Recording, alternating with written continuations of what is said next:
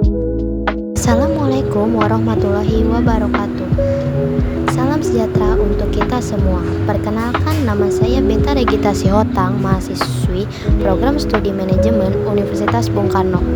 Pada kesempatan kali ini saya akan mempresentasikan materi akuntansi biaya dengan topik biaya tenaga kerja yang diampu oleh dosen Ibu Ririn Widyastuti Wulaningsih. Materi ini penting karena biaya tenaga kerja merupakan salah satu komponen utama dalam perhitungan biaya produksi dan sangat berpengaruh terhadap laba perusahaan. Pada slide ini saya akan menjelaskan pengertian biaya tenaga kerja.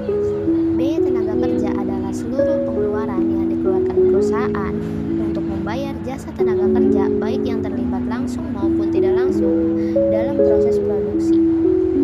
Dalam praktiknya, biaya tenaga kerja tidak hanya berupa gaji bulanan, tetapi juga mencangkup tunjangan tetap maupun tidak tetap, lembur, bonus, dan iuran sosial. Oleh karena itu, pencatatannya harus dilakukan secara lengkap agar tidak menimbulkan kesalahan perhitungan biaya. Pada slide ini, saya akan menjelaskan tentang klasifikasi biaya tenaga kerja. Biaya tenaga kerja diklasifikasikan menjadi tenaga kerja langsung dan tenaga kerja tidak langsung. Tenaga kerja langsung atau direct labor bekerja langsung pada proses produksi barang atau jasa. Contohnya ada operator mesin, tukang las, dan penjahit. Tenaga kerja tidak langsung atau indirect labor mendukung proses produksi tapi tidak menghasilkan barang secara langsung. Contohnya vendor, teknisi, dan bagian pemeliharaan.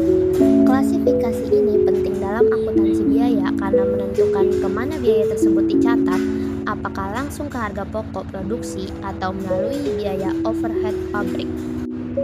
Pada slide ini terdapat unsur biaya tenaga kerja. Unsur-unsur biaya tenaga kerja terdiri dari yang pertama adalah gaji pokok sebagai upah dasar sesuai perjanjian kerja. Yang kedua ada tunjangan tetap seperti tunjangan keluarga, jabatan, serta transport. Yang ketiga ada upah lembur atas jam kerja yang melebihi ketentuan. Yang keempat ada bonus atau insentif sebagai penghargaan atas kinerja. Dan yang kelima ialah iuran sosial seperti BPJS, ketenagakerjaan, kesehatan, dan lain-lain. Kelima unsur ini membentuk total biaya tenaga kerja yang harus dihitung secara akurat agar tidak terjadi kekurangan atau kelebihan pembayaran. Dengan rumus umum, biaya tenaga kerja adalah BTK sama dengan gaji pokok ditambah tunjangan, ditambah lembur, ditambah bonus, dan ditambah iuran sosial.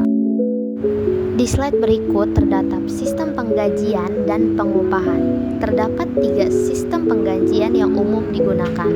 Pertama, sistem waktu, yaitu upah dibayar berdasarkan lamanya waktu kerja, misalnya per jam atau per bulan.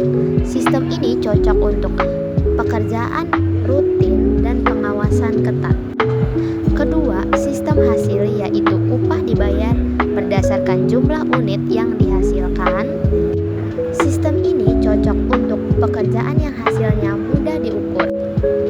Yang ketiga, sistem bonus atau insentif, yaitu tambahan upah berdasarkan prestasi atau pencapaian target. Pemilihan sistem pengupahan yang tepat dapat meningkatkan motivasi kerja karyawan dan produktivitas perusahaan. Upah lembur dihitung dengan rumus upah lembur sama dengan 1,5 kali upah per jam untuk 1 jam pertama dan 2 kali upah per jam untuk jam berikutnya.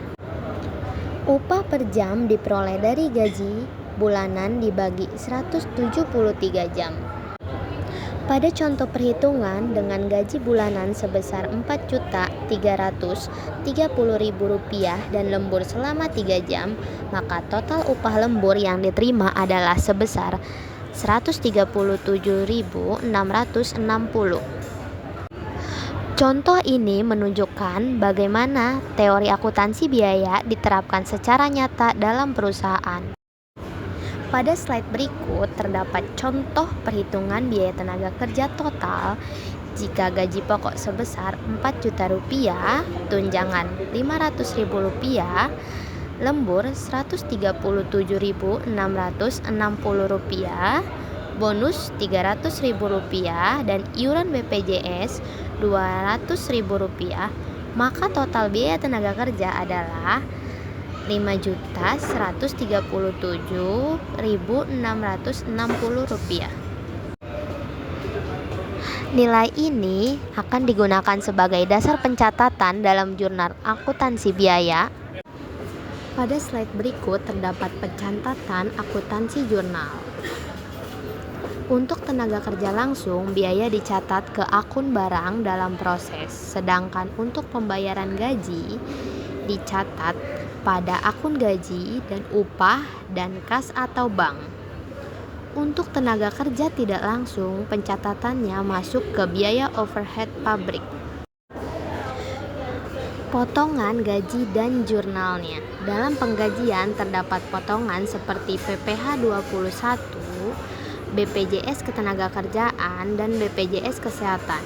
Potongan ini dicatat dalam jurnal dengan mendebitkan akun gaji dan mengkredit akun utang pajak, utang BPJS, serta kas atau bank. Pada slide berikut ada fungsi bagian tenaga kerja dalam akuntansi. Bagian kepegawaian berfungsi mencatat data karyawan dan absensi. Bagian produksi melaporkan hasil kerja, dan bagian akuntansi biaya mencatat biaya tenaga kerja, sedangkan bagian pembayaran gaji bertugas menghitung dan membayarkan gaji karyawan. Pembagian fungsi ini bertujuan untuk meningkatkan pengendalian internal perusahaan. Pada slide ini, pengendalian biaya tenaga kerja. Tujuan pengendalian yang pertama adalah menekankan biaya tenaga kerja agar efisien. Yang kedua, memastikan pembiayaan sesuai jam kerja dan hasil kerja. Yang ketiga, menghindari pemborosan dan manipulasi data. Yang keempat adalah memotivasi produktivitas. Pengendalian ini dilakukan melalui sistem absensi elektronik, laporan jam kerja, persetujuan lembur tertulis, serta audit internal gaji. Pengendalian biaya tenaga kerja juga membantu meningkatkan disiplin dan efisiensi kerja karyawan. Pada slide ini terdapat peran akuntansi biaya tenaga kerja dalam harga pokok produksi. Biaya tenaga kerja merupakan salah satu komponen utama dalam perhitungan harga pokok produksi selain bahan baku dan biaya overhead pabrik. Akurasi pencatatan biaya tenaga kerja sangat berpengaruh terhadap penentuan harga jual, analisis laba, dan pengambilan keputusan manajemen. Terdapat juga rumus harga pokok produksi dengan biaya bahan baku ditambah biaya tenaga kerja dan ditambah biaya overhead pabrik. Kesalahan dalam perhitungan biaya tenaga kerja akan berdampak langsung pada harga jual dan laba perusahaan. Pada slide ini terdapat contoh jurnal lengkap proses produksi. Jurnal ini menunjukkan alur pencatatan biaya dari bahan baku hingga barang jadi. Dengan jurnal ini, manajemen dapat memantau biaya produksi secara menyeluruh. Presentasi yang dapat saya sampaikan mengenai biaya tenaga kerja dalam akuntansi biaya. Semoga materi ini dapat menambah pemahaman kita semua. Saya ucapkan terima kasih atas perhatian Bapak Ibu dosen serta teman-teman sekalian. Wassalamualaikum warahmatullahi wabarakatuh.